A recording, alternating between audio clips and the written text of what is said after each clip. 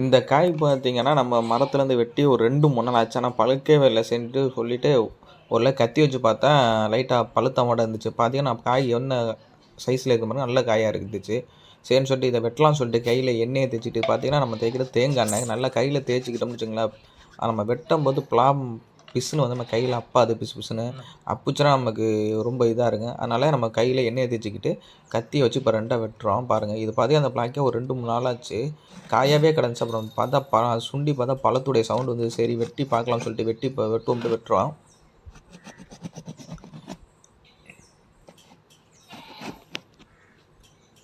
பார்த்தீங்கன்னா கத்தியால் ஒரு வழியாக வெட்டியாச்சு. இது பார்த்தீங்கன்னா கலர் கம்மியாக தான் இருக்குது. ஏன்னா இது வந்து வெம்புன மாட்டம் இருக்குது. இந்த காய் பார்த்தீங்கன்னா முத்த காயில் இது பிஞ்சு காய் தான். அதனால் வெம்புன மாட்டம் இருக்குது பாருங்கள்.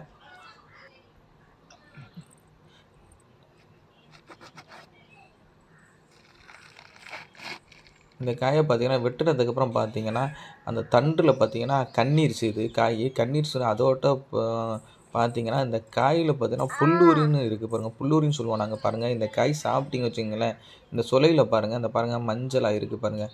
ஏதோ கரை படிஞ்ச மாட்டம் இருக்குது பாருங்கள் இந்த சொலையில். அது மட்டும் இந்த பிளாக்கா ஃபுல்லாகவே இருக்குது. இந்த பாருங்கள் இந்த சொலையில் எப்படி இருக்குங்க இதே மாட்டம் இருக்குது. இது மாட்டம் இருக்கிற சொலையை நீங்கள் சாப்பிட்டீங்கன்னா வயிற்றுக்கு கொஞ்சம் நேரம் கழிச்சு வயிற்றை வலிக்கும். இது பார்த்தீங்கன்னா கொஞ்சம் கசப்பு தன்மையோடு இருக்குது. இதனால் இது மாட்டம் இருந்தால் நீங்கள் சாப்பிடாதீங்க பாருங்கள்.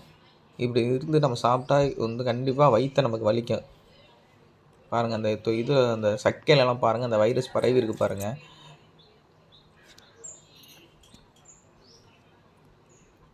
அங்கே பார்த்தீங்கன்னா வெட்டி பார்த்தா ஃபுல்லாகவே இதே மாட்டம் மறையாக தான் இருக்குது. இது புல்லூரி பிடிச்சிருக்கு.